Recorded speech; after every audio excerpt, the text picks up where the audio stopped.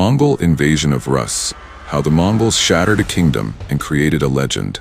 What happens when the most feared horsemen in history ride into a land ruled by squabbling princes, sacred churches, and stubborn saints? In the year 1223, a storm began to brew. Not in the sky, but on the steppe.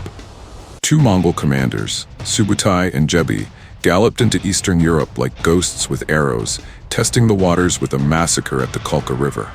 But that was just the trailer. Fast forward to 1237, Genghis Khan is dead, but his grandson, Batu Khan, is very much alive and very much in the mood to conquer. With siege engines that sound like thunder and armies that move like shadows, the Mongols descend upon the fractured lands of the Kievan Rus.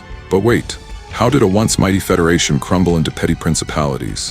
Why did the princes ignore the warnings of refugees and ride into battle like lambs into a lion's den?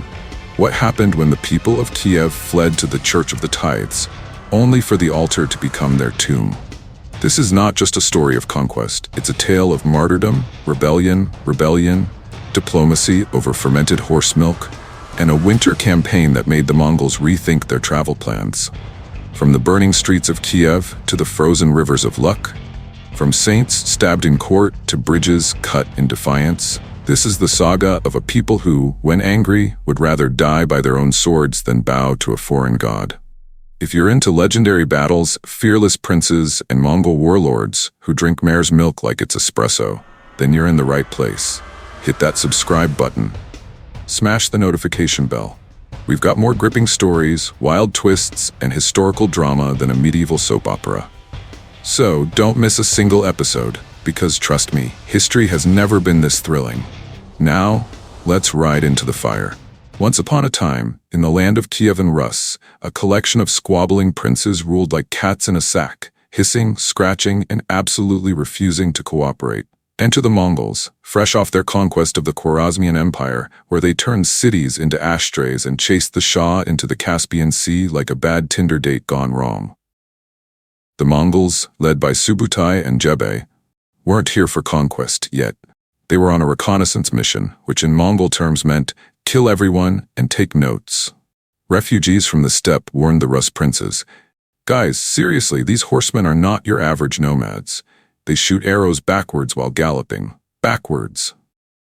The princes, in a rare moment of unity, decided to meet the threat at the Kalka River.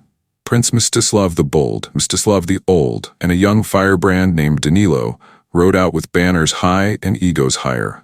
What followed was a masterclass in Mongol tactics.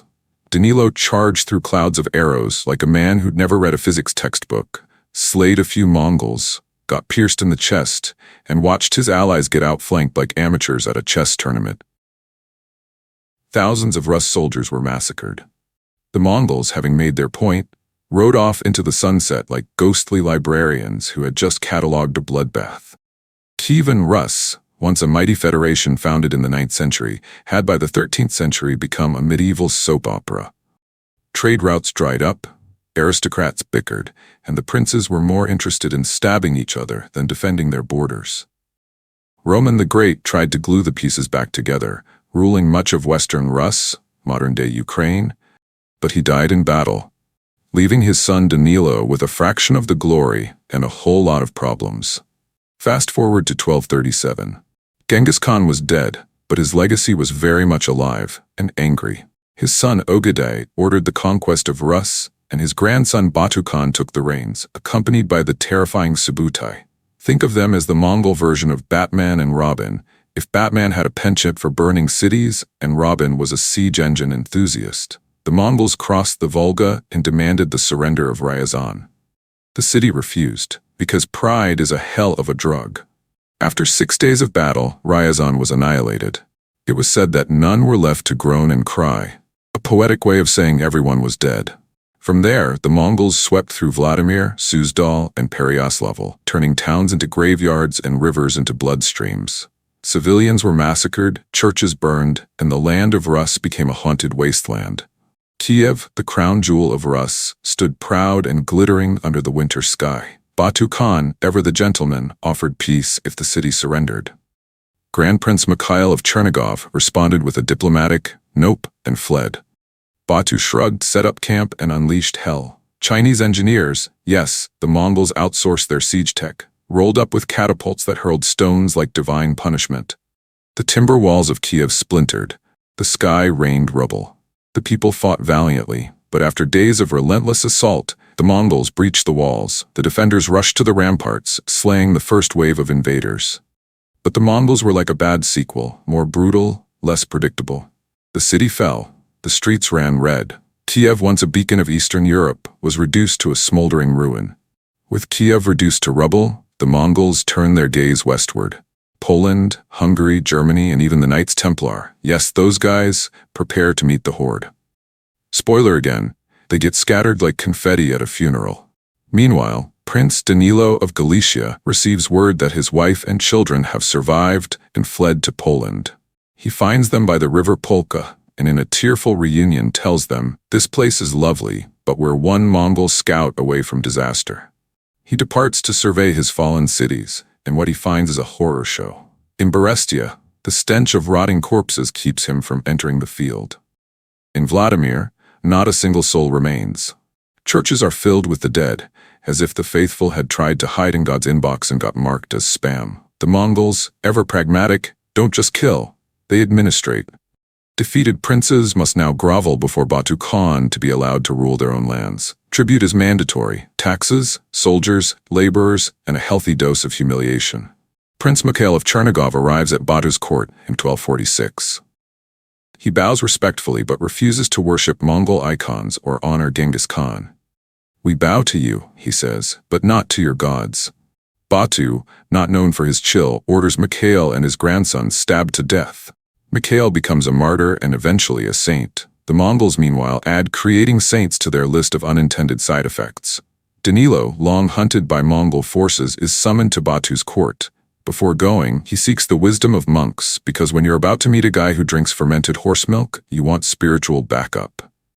At the meeting, Batu offers Danilo a cup of mare's milk. Danilo hesitates. Batu grins. "You're one of us now." Danilo drinks, but in his heart, he's already plotting rebellion. He builds alliances with Poland and Hungary, and even writes to Pope Innocent IV asking for a crusade. The Pope sends a crown and a title, King of Ruthenia, but no army. Classic papal move. In 1254, Danilo and his family ride from town to town, liberating cities and smashing Mongol loyalists. Civilians are spared, but the yoke of Mongol rule is shattered wherever they go. The Mongols, predictably, are not amused. General Keremsa leads a punitive force to retake Vladimir in 1257. But the people of Vladimir, still haunted by the corpses left in their churches, erupt in a horseless charge. Spears fly, swords swing, and the Mongols scatter like pigeons at a fireworks show. Keremsa then targets the city of Luck, but the locals pull a fast one, cutting down the bridge before he can cross the river. Keremsa, defeated by carpentry, retreats to the steppe. Danilo plans to retake Kiev, but the Mongols return in greater numbers, led by more competent commanders. They offer cities a cruel ultimatum: submit or be erased. Danilo's fortifications are ordered destroyed. He seeks refuge, and his brother Vasilko is forced to accept Mongol terms. The campaign ends, but Danilo does not. He rebuilds, expands, and maintains a stubborn independence under Mongol rule. His defiance becomes legend. Even the Mongols, who once thought these lands would be easy pickings, begin to understand the truth.